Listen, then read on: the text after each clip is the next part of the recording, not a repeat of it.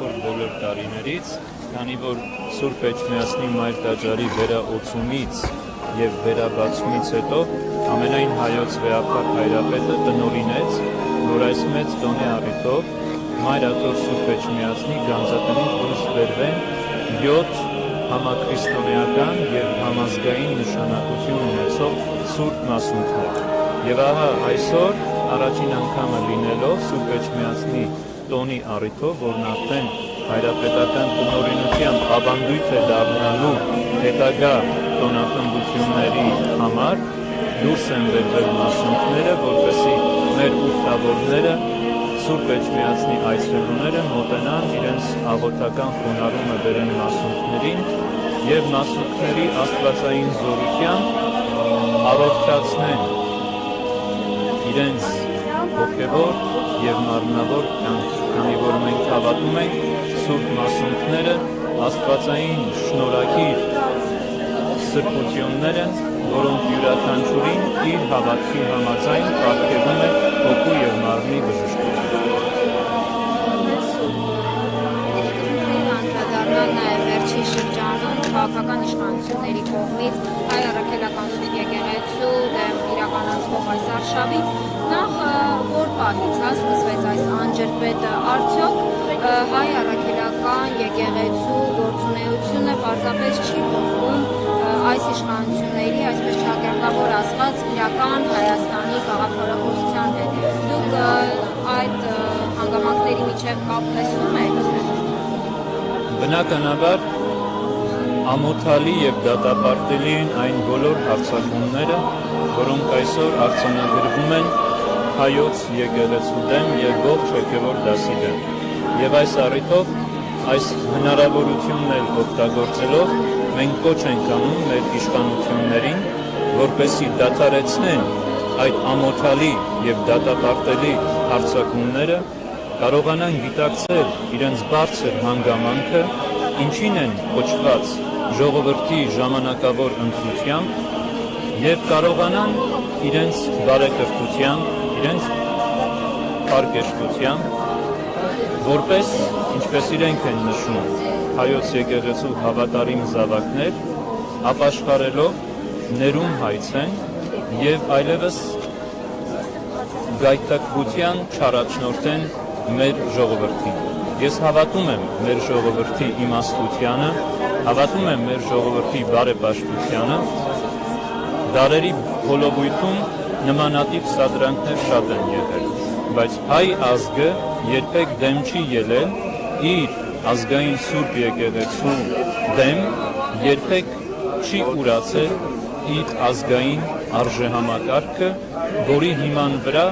միայն կարող է անխաթար լինել հայ ինքնությունը։ Մեզ համար բնականաբար իբրև հայ մարդ, իբրև հոգևորական ցավալի է, բայց ոչ երբեք կարող է որևէ հարձակում մեզ ընկճել, կանգնեցնել եւ դադարեցնել մեր առաքելությունը։ Մենք ուխտ ենք արել Սուրբ Էջմիածնի իջման Սուրբ Սեղանի առջև, որ նույնիսկ մեր անձի զոհաբերությամբ առաջ տանենք մեր առաքելությունը եւ կերտենք մեր ազգի լուսավոր գալիքը։ Իսկ այդ սադրանքների նպատակը ո՞րն է, հայր Սուրբ, ինչ է հետապնդում իշխանությունը։ Հարցնել սադրանքների հեղինակների։ Դե դուք որպես հոգևորական վտանգ տեսնում եք այդ սադրանքների հետևում։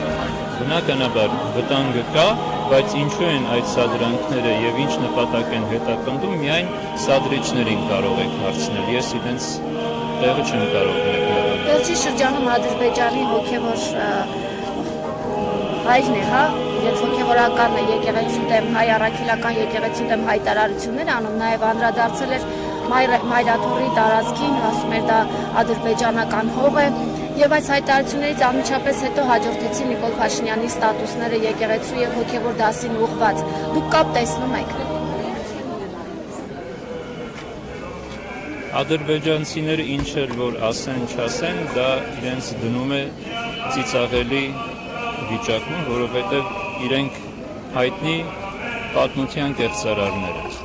Իսկ Ադրբեջանի հոգևոր առաջնորդը բարդույթավորված մի անձնավորություն է, ես արդեն իմ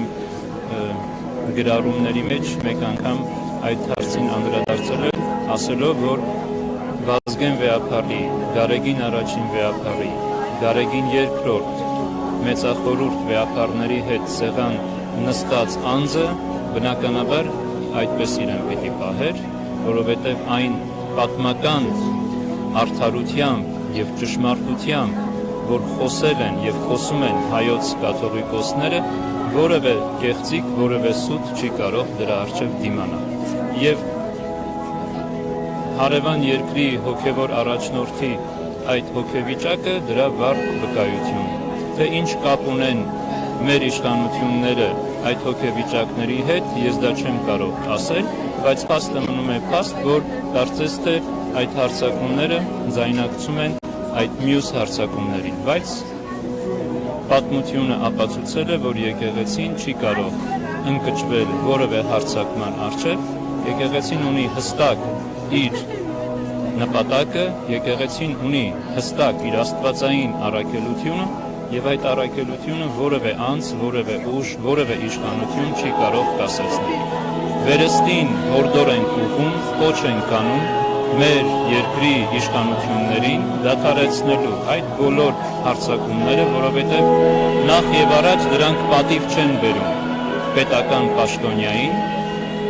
եւ հետո, եթե անձը իրեն համարում է հայ եկեղեցու հետևորդ, ուրեմն պետք է հնազանդ լինի եկեղեցու նվիրապետությանը եւ ոչ թե անհեթեթություններով ժողովրդին տանի գայթակղության։ Իսկ ավետարանն ասում է՝ վայ գայթակղվեցնողին։